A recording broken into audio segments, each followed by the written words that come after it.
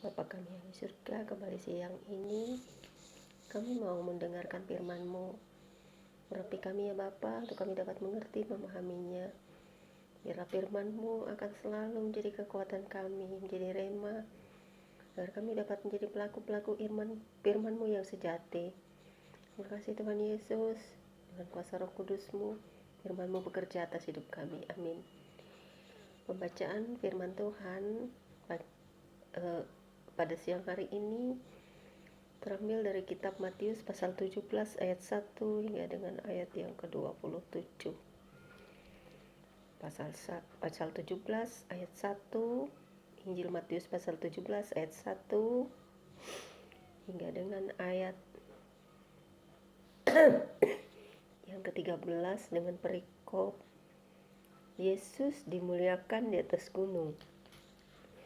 Terdapat juga di Markus pasal 9 ayat 13 dan Lukas pasal 9 ayat 28 sampai 36 yang berbunyi demikian. 6 hari kemudian Yesus membawa Petrus, Yakobus dan Yohanes saudaranya, dan bersama-sama dengan mereka ia naik ke sebuah gunung yang tinggi. Di situ mereka sendiri saja. Lalu Yesus berubah rupa di depan mata mereka.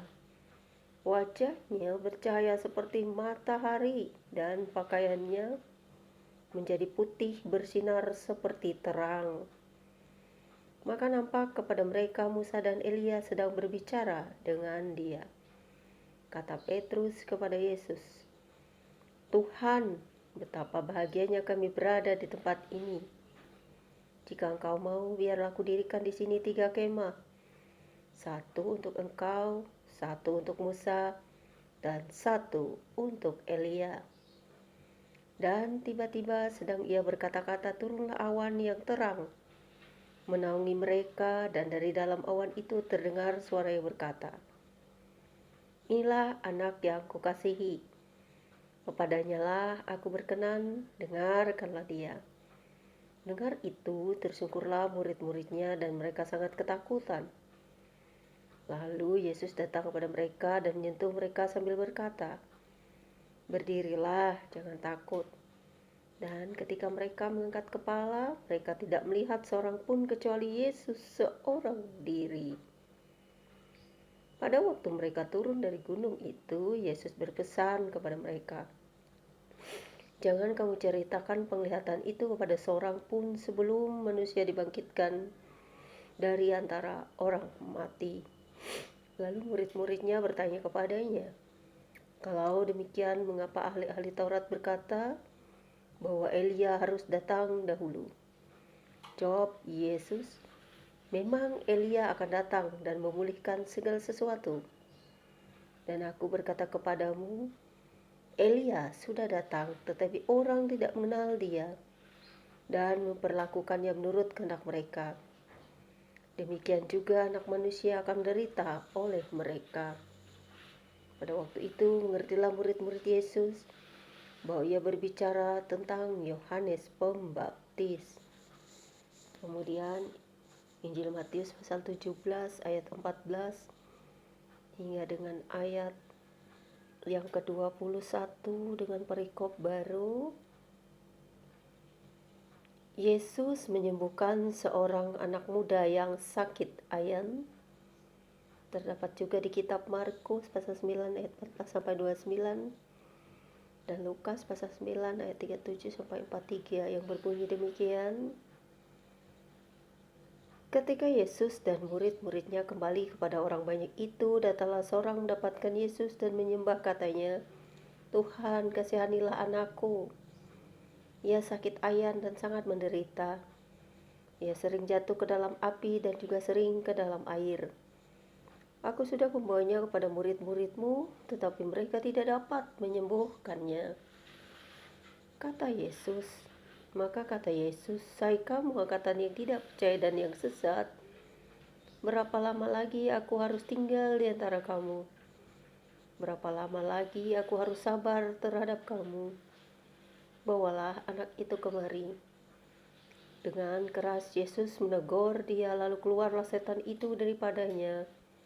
Dan anak itu pun sembuh seketika itu juga. Kemudian murid-murid Yesus datang, dan ketika mereka sendirian dengan dia, bertanyalah mereka, "Mengapa kami tidak dapat mengusir setan itu?" Dia berkata kepada mereka, "Karena kamu kurang percaya, sebab aku berkata kepadamu, sesungguhnya sekiranya kamu mempunyai iman sebesar biji sesawi saja, kamu dapat berkata kepada gunung ini, 'Pindah dari tempat ini ke sana,' maka gunung ini akan pindah, dan takkan ada yang mustahil bagimu." Jenis ini tidak dapat diusir kecuali dengan berdoa dan berpuasa. Kemudian Injil Matius pasal 17 ayat 22 hingga dengan ayat 23 dan perikop baru. Pemberitahuan kedua tentang penderitaan Yesus terdapat juga di kitab Injil Markus pasal 9 ayat 30-32 dan Injil Lukas pasal 9 ayat 43 sampai 45 yang berbunyi demikian. Pada waktu Yesus dan murid-muridnya bersama-sama di Galilea, ia berkata kepada mereka, "Anak manusia akan diserahkan ke dalam tangan manusia, dan mereka akan membunuh dia, dan pada hari ketiga ia akan dibangkitkan." Maka hati murid-muridnya itu pun sedih sekali.